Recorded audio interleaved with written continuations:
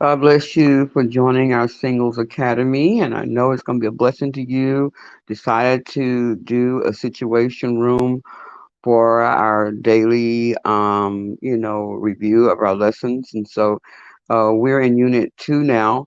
And so, if you got a pen and pad, you want to write down anything that I think that'll bless you and have you to be able to grow spiritually. So, this particular unit is talking about helping you identify compulsive behaviors in your life.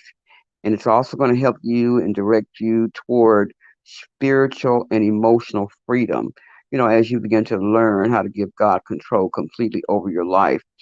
And so I'm going to start out by reading what I mean by this particular unit. Before we get to day one, it's going to be talking about how you're going to understand ways to grow up and understand how it is that when people grow up in a dysfunctional family and how it can lead to different forms of compulsive behavior that hinder your walk with God.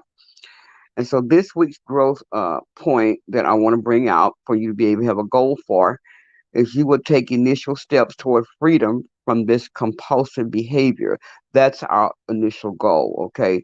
But this week's focal passage for you to know is those who live according to the sinful nature have their mind set on what the nature desires. But those who have and those who choose to live in accordance with the Spirit have their mind set on what the Spirit desires. The mind of sinful man is death, but the mind controlled by the Spirit is life and peace. The sinful mind is hostile to God. It does not submit to God's law, nor can it do so. Those controlled by the sinful nature cannot please God. However, you need to understand that you are controlled not by the sinful nature, but by the Spirit, if the Spirit of God lives in you. And if anyone does not have the Spirit of Christ, he does not belong to Christ. But if Christ is in you, your body is dead because of sin, yet your spirit is alive because of righteousness. And if the Spirit of man who raised Jesus from the dead is living in you, he who raised Christ from the dead will also give life to your mortal body through his Spirit who lives in you. Therefore, brothers, and my sisters who have an obligation, but if it is not to the sinful nature to live according to it, we have this obligation. Or if you live according to the sinful nature, you will die. But if the spirit, you put to death the misdeeds of the body. So this way you will live, because those who are led by the Spirit of God are sons of God. For you did not receive a spirit that makes you a slave again to fear, but you received the spirit of sonship, and by him we cry, Abba, Father. And I was giving you this information for you to go back and study on your own from Romans 8, verses 5 through 15. I gave it to you in the NIV. And so our overview for this week, the first day, which I'm going to be giving you today, the first day, we're going to be talking about the daily nature of compulsive thinking. Okay. We're going to talk about not the daily, the deadly nature of compulsive thinking. Okay. And the objective for day one is that you're going to learn the state of the seven characteristics of compulsive behavior. So let's jump right into day one, talking about the deadly nature of compulsive thinking. So the characteristics of compulsive behavior, there's seven of them. And the first one is compulsive behavior is repetitive and ritualistic. Okay. Number two, compulsive behavior has hidden causes. Number three, compulsive behavior has a controlling force behind it. Number four, compulsive behavior drains large amounts of energy. Number five, compulsive behavior is a way to avoid feelings. Number six, compulsive behavior feels both good and bad. And number seven, compulsive behavior is reproductive. This really, really touched me as I began to read it, because it's going to get you to see how all of these different type of characteristics can easily be folded into our lives that many times come from our generation. Let's start with the first one. Compulsive behavior is repetitive and ritualistic. See, compulsive behavior involves repetition. Okay. That means you're doing the same thing over and over the same way. The repetition may be so intense that it becomes like a ritual. Think about cigarette smoking. Cigarette smoking is a form of compulsive behavior. Smokers tend to have smoking rituals, okay? Each smoker has a characteristic way of taking a cigarette out of the package. Maybe the smoker always taps the cigarette before he begins to smoke it, or each smoker a special way of lighting and holding the cigarette.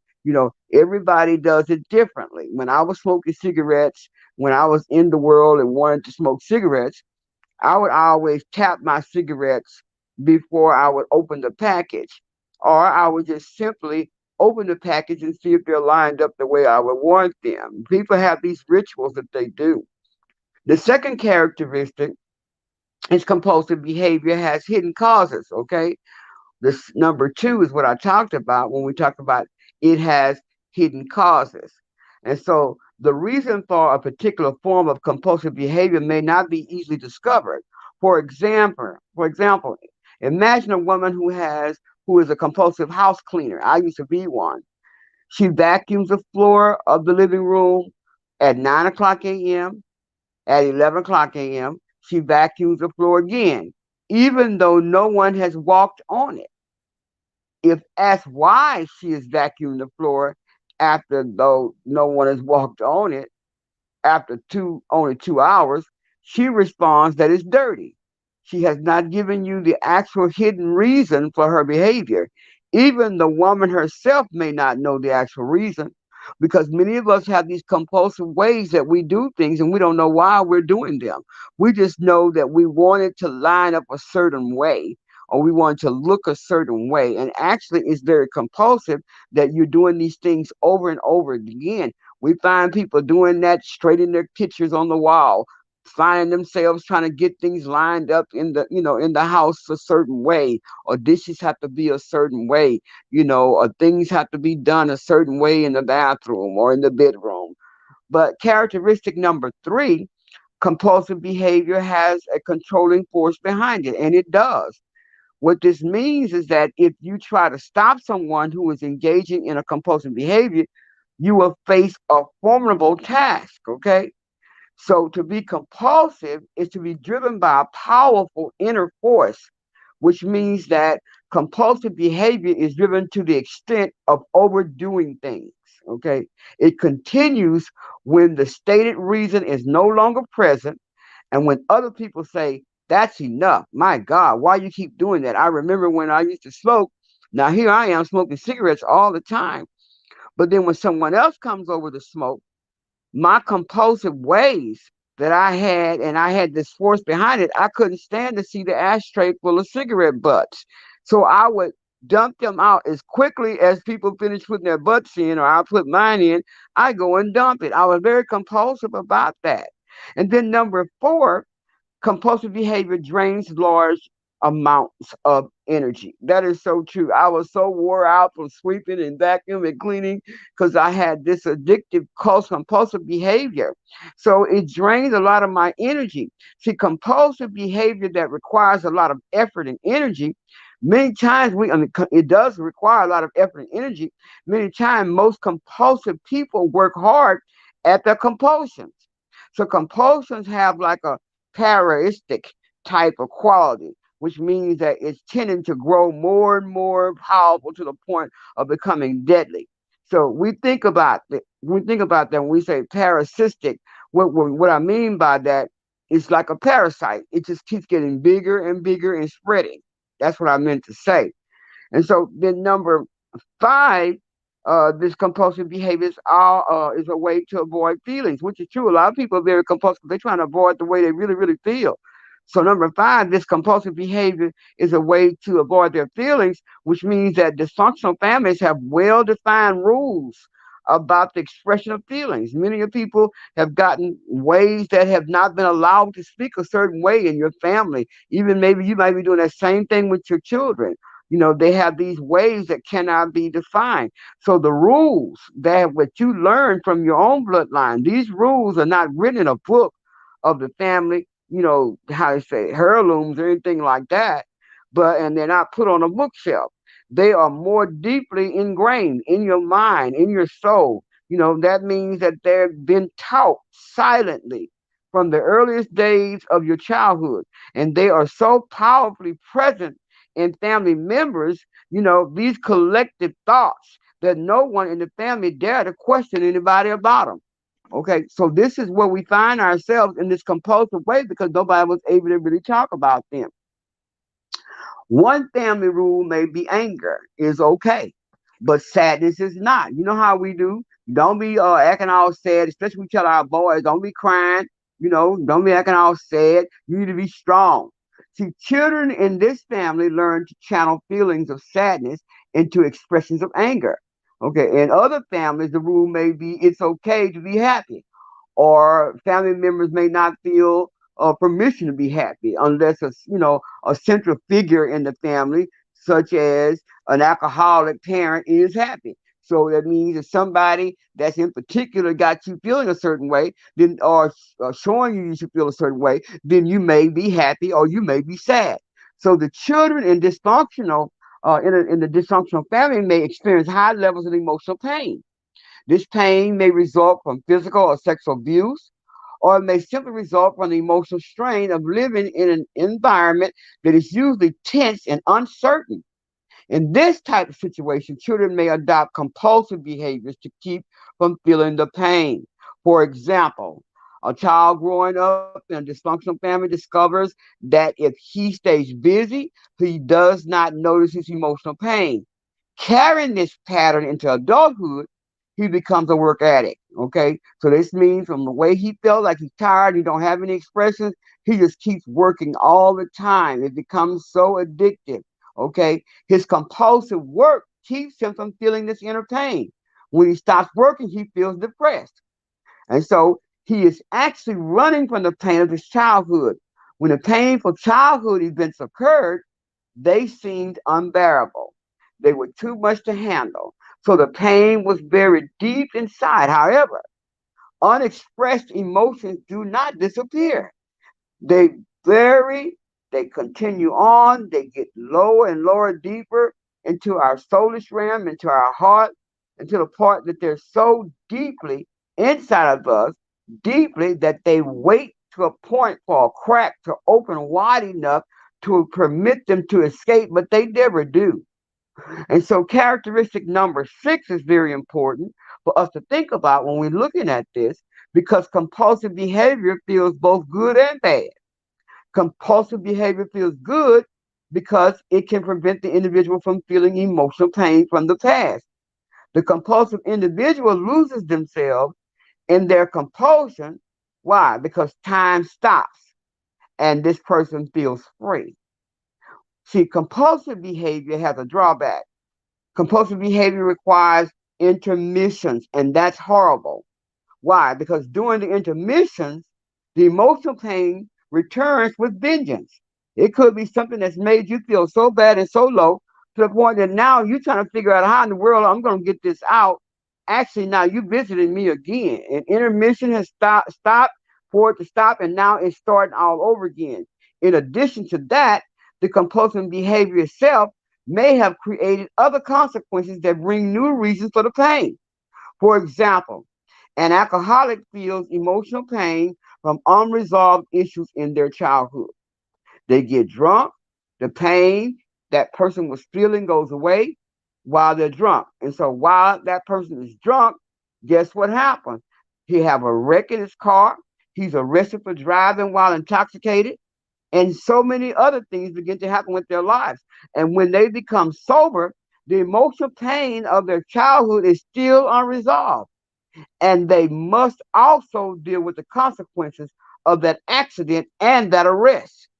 They don't just have the wreck, they don't just have the alcohol, they don't just be drunk. They do have a memory and they do remember what has happened to them.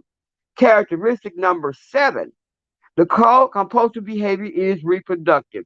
This is the one where you can see that it's generational, okay? Many times it begins to visit them again in a way that it may be you thought that it was only going to be with you, or you thought it was only going to visit you for a while, or it's reproductive in a whole lot of ways. So, adult children of alcoholics are four times more likely to become alcoholics than the general population.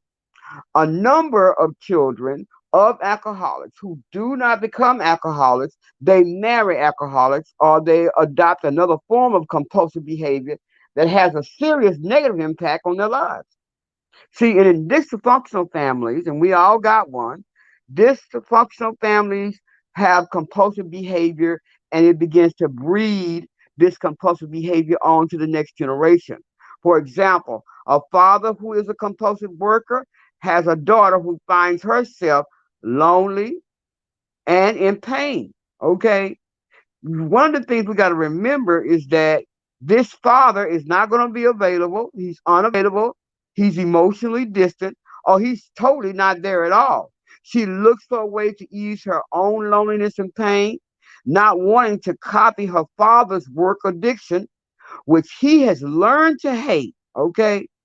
She chooses another form of compulsive behavior to lessen her pain. She starts using drugs and become addicted to drugs. And now her compulsive behavior continues, but in another form. And so we got to look at how are we allowing these compulsive addictive ways to move into our behavior because we're pushing down pain that we don't deal with. All right. And so before we close, I want you to think about how these acts of sinful behaviors, whether it's sexual immorality, whether you're feeling impure, maybe it's idolatry or witchcraft, any of these types of things that could be compulsive, lying, stealing. When the enemy has come, it comes in like a flood and it's there to push you against purpose. Really, if we think about addictions are in forms of all types of compulsive behaviors. And some of these examples I want to share with you to think about as you begin to really think about, am I really in a compulsive state in my life? The first one is addiction to alcohol and other drugs. The second one is addiction to cigarettes and other tobacco products. A lot of them call them the hookah smoking now, as though it's not a drug, but people have not accepted the fact that this thing can become addictive. Eating disorders, working addiction, sex addiction, gambling addiction, even exercise addiction, because we so are in love with our bodies and we just are feeling that we're going to be too fat, or we feel we too skinny, so we overeat, with the eating addiction even, okay? And so then we got even shopping addictions, okay? So I want you to remember and you think about what God wants you to know in this particular lesson that he's trying to teach us. You need to try to mentally recall these 7 characteristics that I'm talking to you about now. But for this week, I want you to meditate on this week's memory verse, and that is coming from 1 Peter 5:7, that says, "Cast all your anxiety on Him, because He cares for you." And I gave you the NIV version, but I want you to say these affirmations 5 times out loud this week as you begin to go through these sessions for these 7 days. I want you to say, I accept God's love for me. God is in control. Come on and say it. I accept God's love for me. God is in control. I want you to pray for God to touch your heart, for you to recognize these 7 characteristics so God can reveal to you what it is that He wants you to see, how that you can break free from the thing that's trying to control you once you admit that it's really there. Be prepared to go to day 2. We're going to be talking about the compulsions to control. God bless you for listening.